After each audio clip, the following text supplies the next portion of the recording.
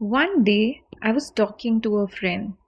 She had difficulty in choosing the right person for her life. She told me, Ishita, I do not get that spark or butterflies in my stomach when I meet boys. It seems like there is nobody best suited for me.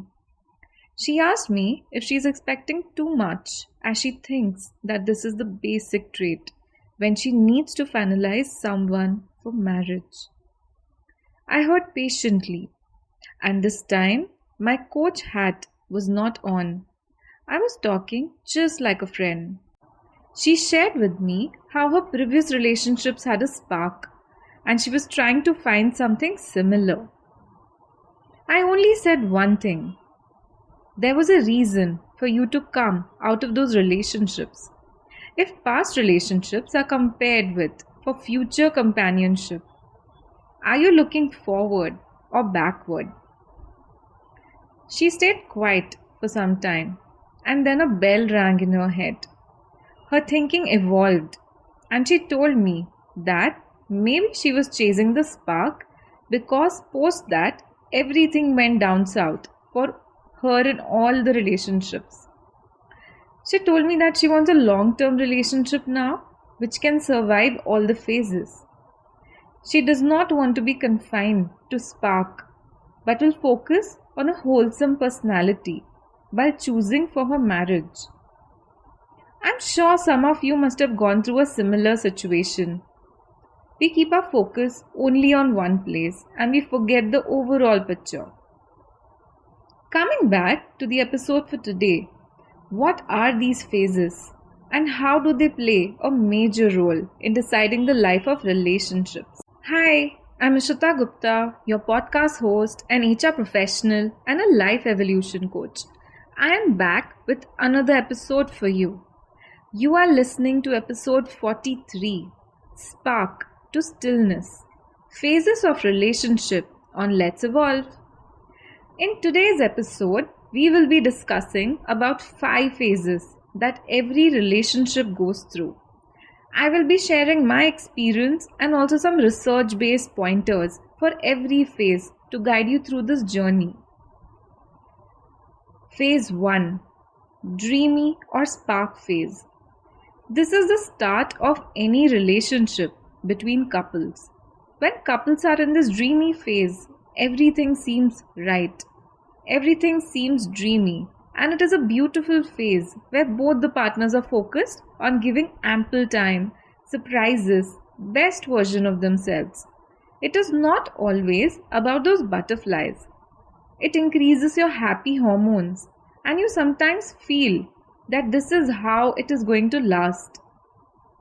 I would say enjoy this phase completely till it lasts, but do not mistaken this to be permanent. You can maintain some parts of it even in the future throughout your life, and you should, but be well aware that this is a phase and it will fade soon. Every new thing or relationship will not be new as the time and the days keep passing. Phase 2. A check on reality. Once the dreamy spark phase slowly fades away in your relationship, a check on reality phase kicks in. This phase is confusing for everyone as you start seeing the real things your partner does or the habits that he or she has. This phase is full of wonder and questioning when reality faces you. I would say wondering is good and questioning is good too, but understand that this check on reality is not happening just on your end, but for both the parties involved in the relationship. If you think this way, it will affect you less. Phase 3. Storm and Wind. This is the phase when you get to know small things in the reality check phase. And now, when you see it or observe it regularly, it might annoy you. There might be disagreements, arguments, expectations not matching that you would experience here. I would say the storm and wind is the most crucial phase. When two people so close live together or are closely associated in a relationship, it is bound to happen that you won't like everything about one another.